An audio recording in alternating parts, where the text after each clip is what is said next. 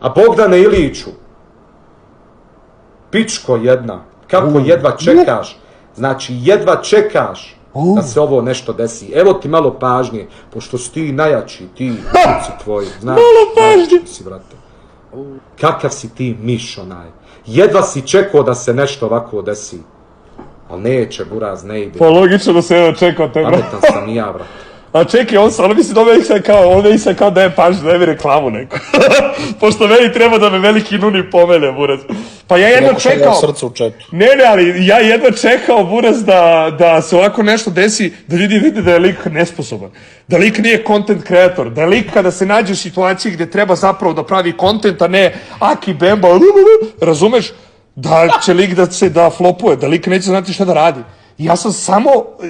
govorio sve vreme, Nuni nije zanimljiv lik, džabe mu sve tebra, nose mu ljudi kanal i dođe, brate, kad treba sam da iznese nešto, ne može, čovjek ne ume da priča, ne zna ni jezik da priča i, brate, samo pokažem da je istina što sam pričao, da ono što sam ja govorio su činjenice. On sad tebra ovde se pravda zato što je loše uradio live. Čekaj, dobiješ priliku života da odradiš live sa najvećim streamerom na svetu, ti to loše odradiš, ne iskoristiš priliku, izblamiraš se i sad snimaš live gde se pravdaš kao da ne znaš šta se desilo, kao ti si žrtva, sad što tebe ljudi prozivaju. Pa smeju ti se jer si budala, bre, brate. Smeju ti se jer si izblamirao. Avion, mokar od kiše, umoran, sletio nama 15. Obrukao sebi i svoju državu zato što mu je ego prevelik i zato što je bio u fazonu ja sam najbolji youtuber, ja ću najbolje da provedem Spida kroz Bosnu, niko ne bi mogao bolje od mene da sprovede Spida kroz Bosnu.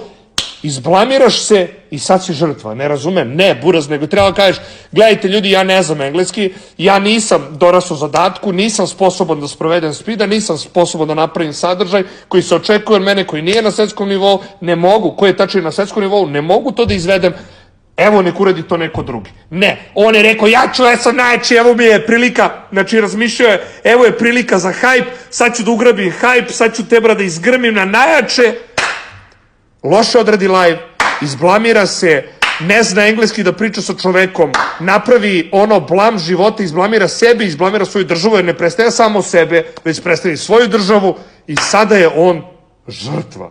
Pa nije žrtva, buraz. Čovjek se izblamirao životno, nije žrtva.